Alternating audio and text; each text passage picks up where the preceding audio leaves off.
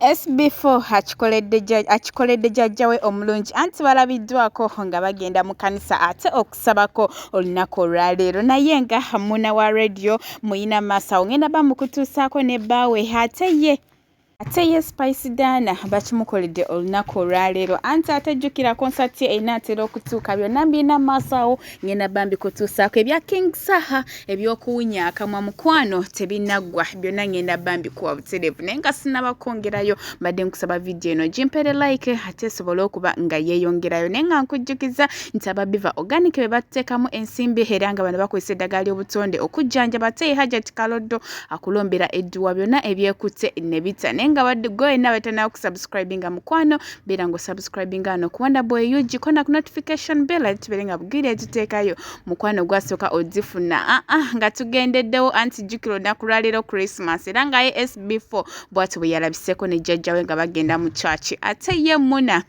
ayongedde okulumya abateesi anti ng'aline gwe twandiyise bbaawe mukwano tolina kyobagamba lavwe bayisiza ddala mu kabeera nga kati wenjogerera takyaswala oba mupostinze ku page ya TikTok gye mumanyi obulungi ebyo tebikyamula yabagambye ebigambo byammwe mu byesigalize ate ye Spice Dana anti Fik Fameka amukoledde surprise bwatyo amuyiyemu akamotoka ka Jeep essanyu eryabadde walijjukira konsati ye enaatera okutuuka mwatuuka Fik Fameka akimukoledde olunaku olwaleero naye nga ngenda bba mukutuusako Fik Fameka maasawo ate omwewulireko tumale tweyongereyo n'emboozi ya King Saha anti kitegerekese nti ne mulondo yayogera King Saha mbuno anywa enjaga asimanyi awunya akamwa mukwano bandibanga bonna bagifuuwa bombi naye nga sokola Fik Fameka ne Spice Dana ate tweyongereyo.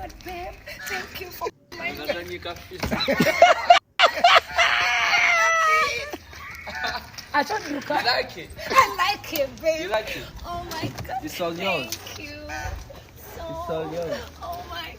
I'm gonna give you twins. Come. Oh my God. It's a that? Jeep.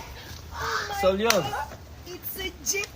all You yours. guys, my boyfriend just got me a Jeep. alekerawo okujja ku mikolo kati gundi mulondo yategeera ati anti yali njaga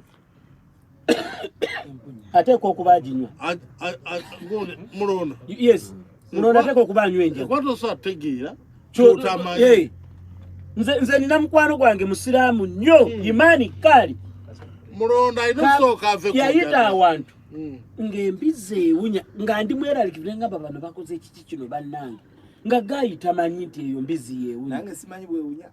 okitegeera kakati n'ekirala one thing I will say ku kintu ekyo one siwagira kunywa njaga two I think mulondo went overboard but naye muntu asobya that I think his remarks went overboard ku Thursday lero Saturday ne ku Thursday mutabani wange Beron Kibuuka omukulu Paul Derek Kiteke Musoke Kibuuka yawasizza okiraba Saha yabadde mu ku bayimbi wabaddeko abayimbi aba Saha na Pastor Bugenda he came in well in time omuntu anywa enjaga n'ayitawo takwata budde he was smartly dressed okiraba nga omukola agwadde ekitiibwa dressed in black nice